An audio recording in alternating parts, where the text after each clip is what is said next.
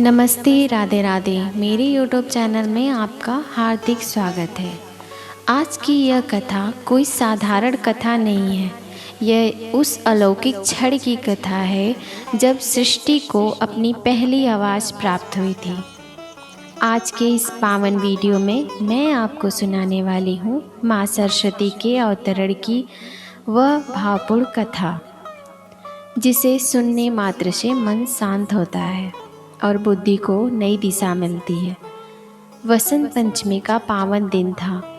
पीले पुष्पों से धरती सजी हुई थी, पर उस सौंदर्य को अनुभव करने के लिए वाणी अभी तक संसार को प्राप्त नहीं हुई थी। सृष्टि में जीवन तो था, पर संवाद नहीं थे।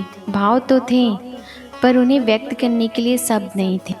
यह दृश्य देखकर सृष्टि के रचयिता भगवान ब्रह्मा गहन चिंतित में लीन हो गए।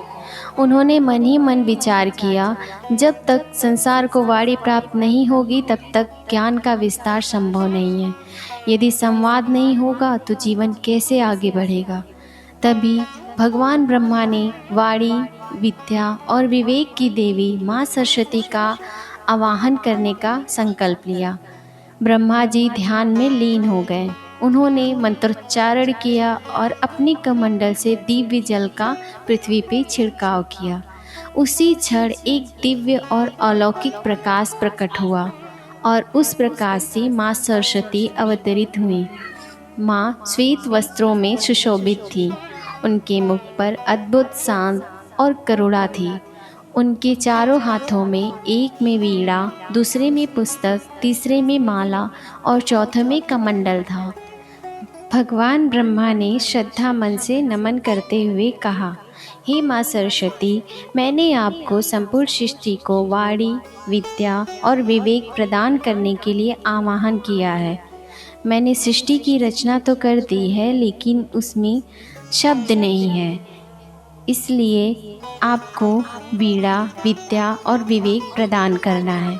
माँ सरस्वती ने अपनी वीणा के तारों को कोमलता से स्पर्श किया। जैसे ही वीणा की मधुर नाद उत्पन्न हुआ, संपूर्ण सृष्टि में वाणी का संचार होने लगा। मनुष्य बोलने लगे, अपने भावों को व्यक्त करने लगे। नदियाँ कल कल बहने लगी, हवाओं में मधुरता घुल गई और संसार मौन से मुक्त हो गया। जिस दिन माँ सरस्वती ने संसार को वाणी वरदान दिया, वही पावन दिन बसंत पंचमी कहलाया। तभी से इस दिन को माँ सरस्वती की पूजा और विद्या आरंभ का पवित्र दिन माना जाता है। माँ सरस्वती हमें सिखाती हैं कि विद्या अहंकार से नहीं, विनम्रता से प्राप्त होती है। जहाँ शुद्ध वाणी होती है, वहीं सच्चा ज्ञान और सच्चा जीवन होता है। आइए हम सभी माँ सरस्वती से हृदय से प्रार्थना करें। हे माँ सरस्वती, हमारी वाणी को शुद्ध करें, हमारी बुद्धि को जागृत करें और हमें सत्य मार्ग पर चलने की शक्ति प्रदान करें। यदि यह पावन कथा आपके मन को शांति दे पाई हो, यदि माँ सरस्वती का यह स्मरण आपके हृदय को स्पर्श कर गया हो, तो इस वीडियो को अपना स्नेह अवश्य दीजिए। ऐसे ही शुद्ध भावपूर्ण कथाएं सुनते रहने के लिए हमारे चैनल को सब्सक्राइब करें। माँ सरस्वती की कृपा आप सभी पर बनी रहे।